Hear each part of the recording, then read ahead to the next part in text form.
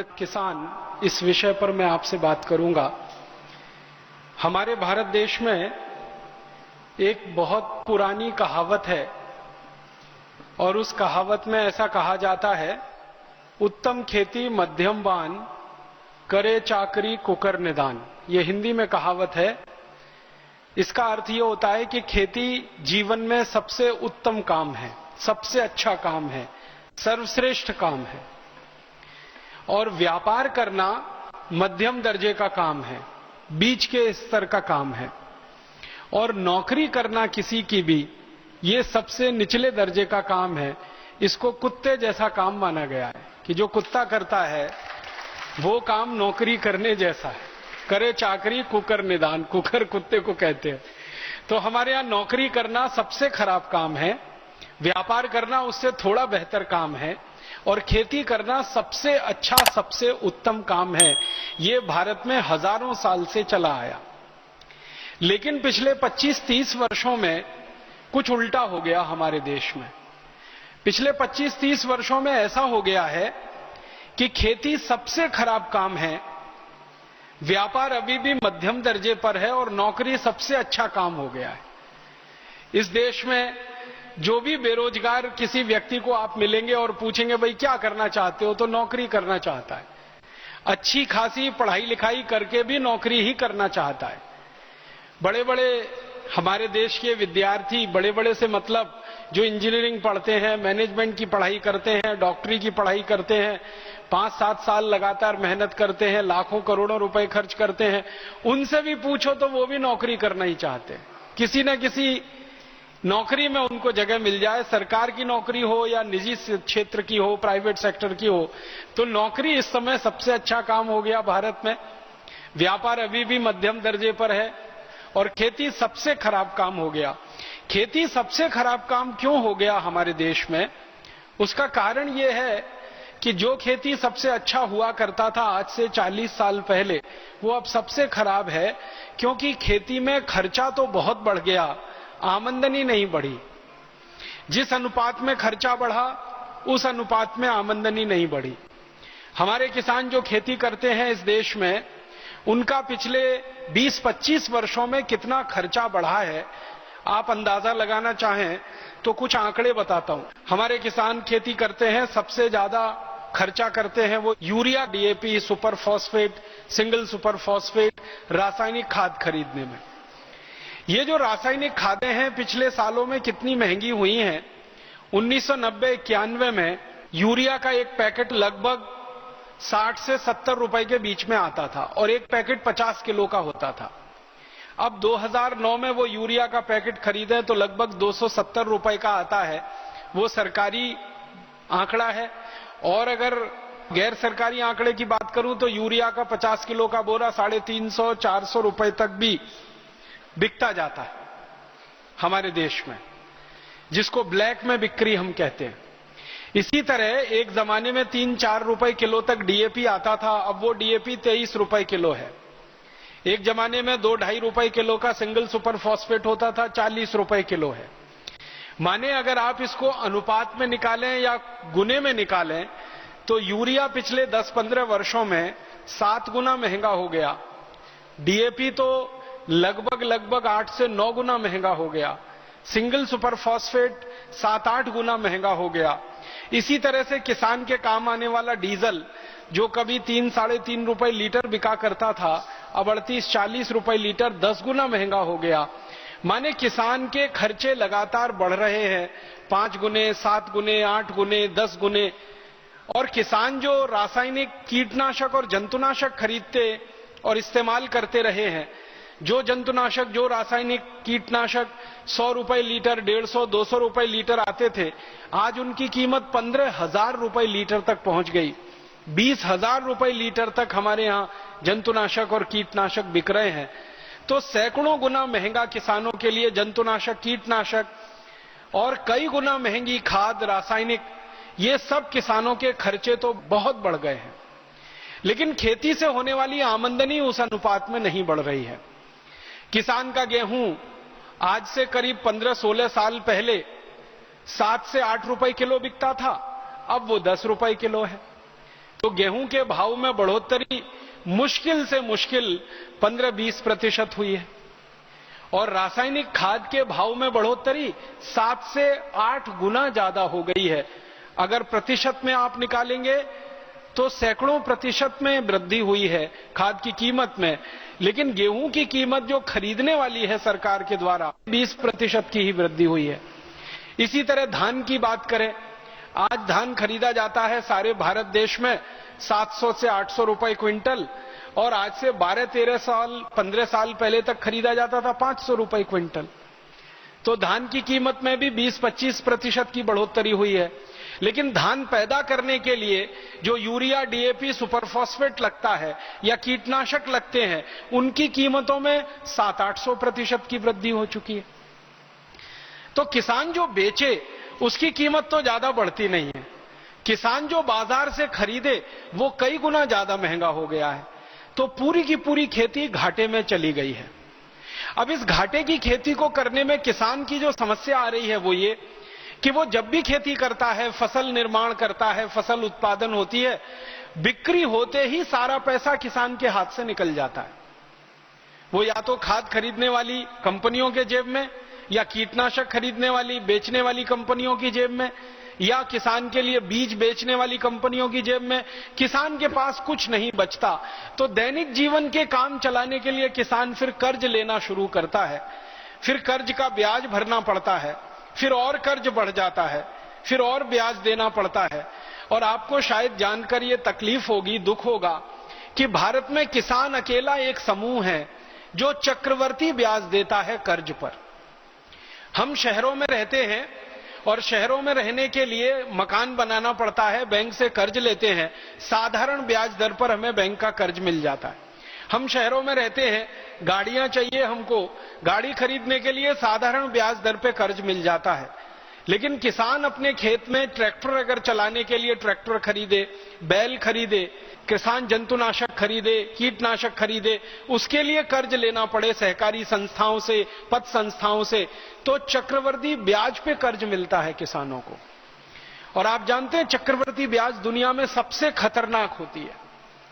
मैं एक दिन ऐसे ही मनोरंजन के लिए एक छोटा सा आकलन कर रहा था कि मैं अगर चक्रवर्ती ब्याज की दर पर कहीं से कर्ज ले लूं, मान लीजिए 1% की चक्रवर्ती ब्याज की दर पर 100 रुपए का कर्ज मैं ले लूं, मात्र 1% की चक्रवर्ती ब्याज की दर पर 100 रुपए का कर्ज ले लूं, तो 250 से 300 साल में वो कर्ज इतना हो जाता है कि संपूर्ण भारत देश की पृथ्वी के बराबर का सोना अगर मैं वापस कर दूं तो कर्ज मुक्त नहीं हो सकता।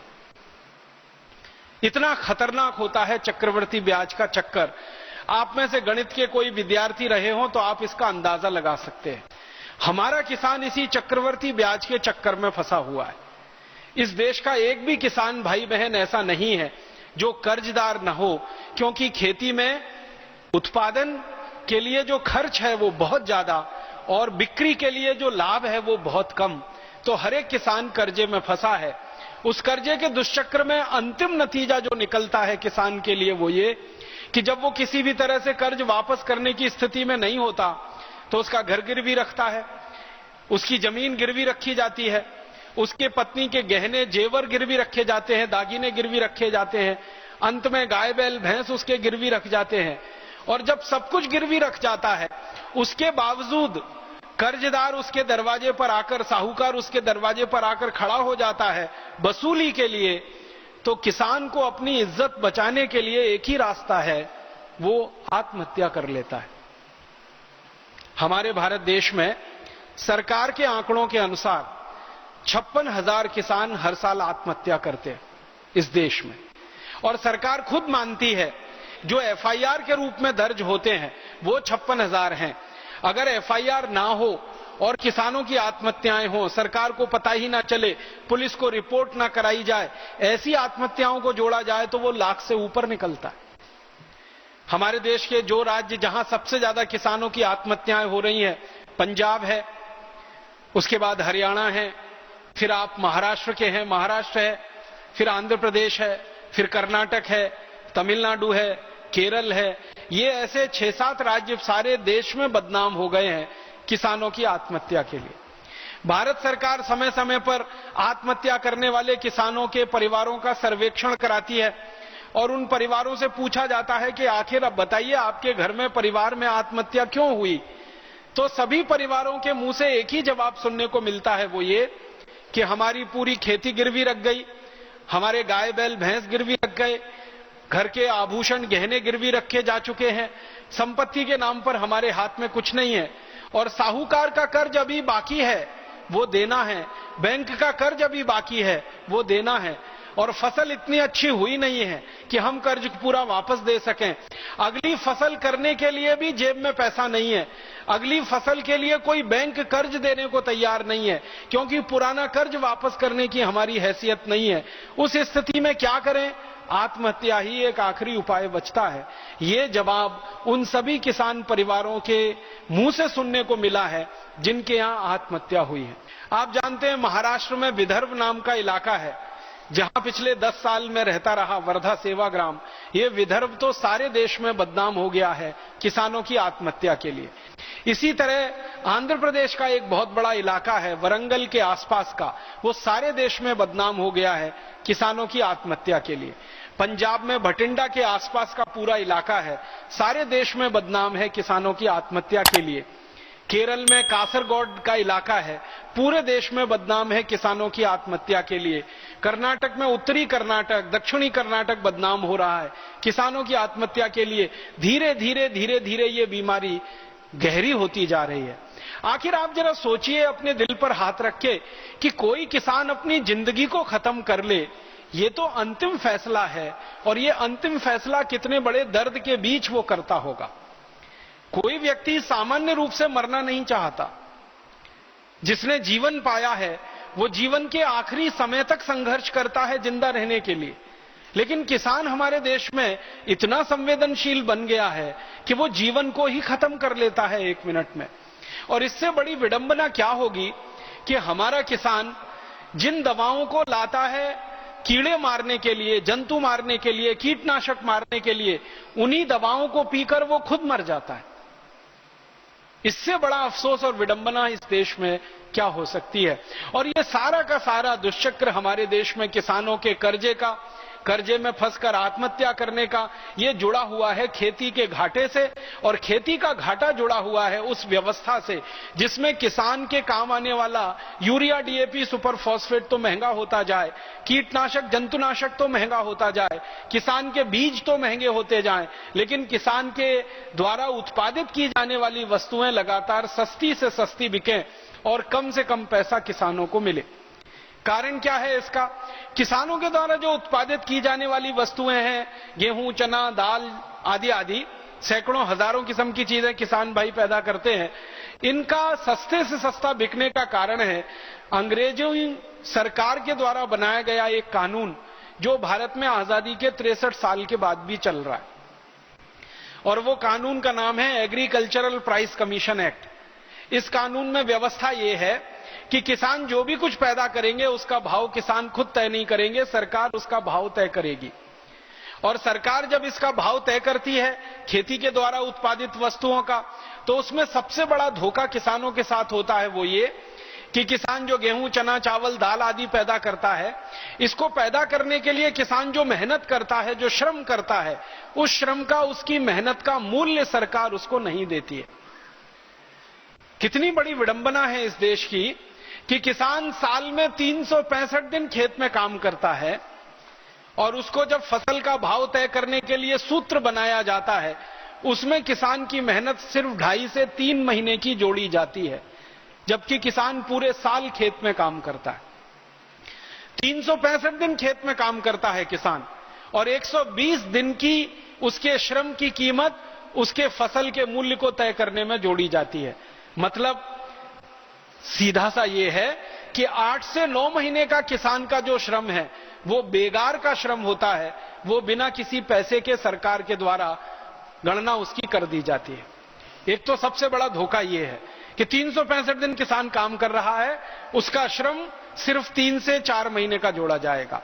दूसरा धोखा किसानों के साथ ये होता है वो ये कि किसान जो खेत में मेहनत करता है उस श्रम का मूल्य भारत में सबसे कम लगाया जाता है। अगर कोई व्यक्ति बैंक में नौकरी करे, चतुर्थ क्लास कर्मचारी होने की स्तर की, उसका भी श्रम का मूल्य किसानों से ज्यादा है। हमारे देश के बैंक में काम करने वाला चतुर्थ श्रेणी का कर्मचारी एक दिन में बड़े आराम से 300 से 400 रुपए अपनी मेहनत का, श्रम का मूल्य पा लेता है, लेकिन किसान को अपनी मेहनत का, अपने श्रम का एक दिन का मूल्य 100 रुपए से ज्यादा कभी सरकार के द्वारा दिया नहीं जाता। और ये 100 रुपए भी पिछले 2-3 वर्षों में हुआ है। 2-3 वर्ष पहले तक तो 60 रुपए ही गिना जाता था किसान की मेहनत का एक दिन का मूल्य। और इससे भी बड़ा दुख है, अफसोस है, वो ये कि किसान काम करता है खेत में अकेले नहीं, पूरे परिवार के साथ, लेकिन जब उसके श्रम का मूल्य जोड़ा जाता है तो सिर्फ अकेला। उसका पूरा परिवार काम करता, उसकी पत्नी काम करती है, बच्चे काम करते हैं, उनका श्रम का मूल्य सरकार जोड़ती ही नहीं है उसमें।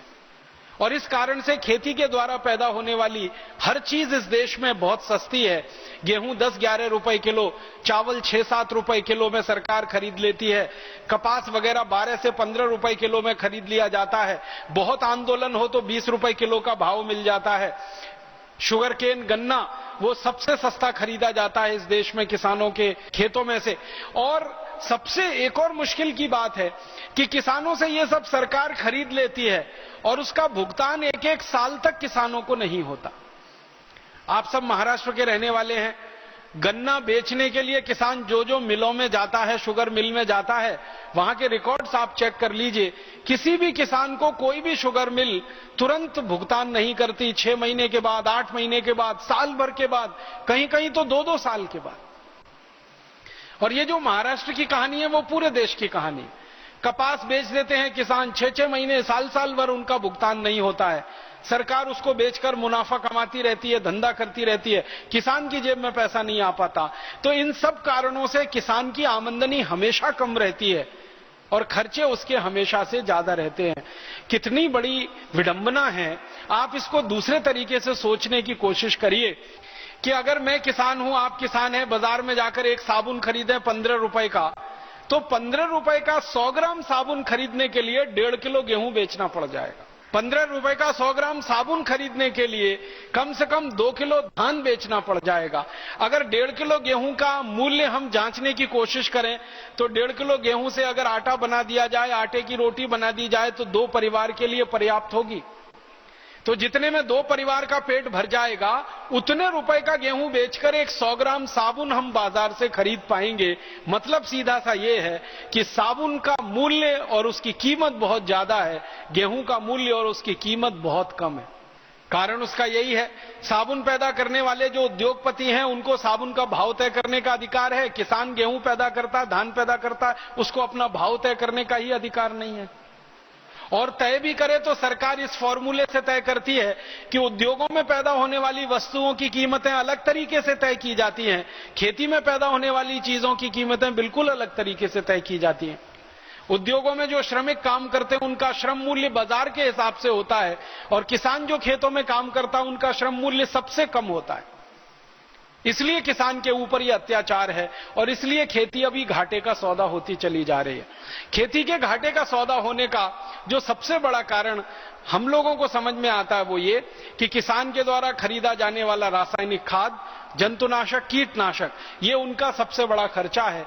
एक औसतन अगर मैं बात करूं तो किसान की जिंदगी की आमदनी का 60% हिस्सा रासायनिक खाद खरीदने में चला जाता है, 20% हिस्सा जंतुनाशक और कीटनाशक खरीदने में चला जाता है और बाकी का जो 20% बचा हुआ किसान का हिस्सा होता है वो उसकी दैनिक जीवन के काम करने में खर्च हो जाता है।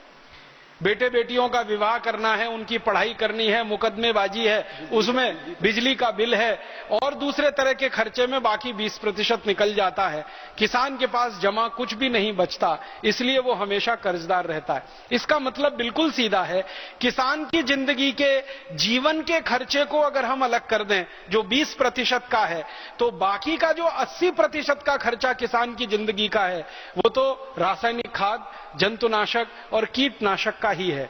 और पिछले आजादी के 40-45 वर्षों में खासकर किसानों के बीच में सरकार के द्वारा एक बहुत बड़ा दुष्प्रचार किया गया है, वो ये कि किसान अगर रासायनिक खाद नहीं डालेंगे तो उत्पादन नहीं होगा, कीटनाशक नहीं डालेंगे तो फसल खत्म हो जाएगी, जंतुनाशक नहीं डालेंगे तो फसल चौपट हो जाएगी।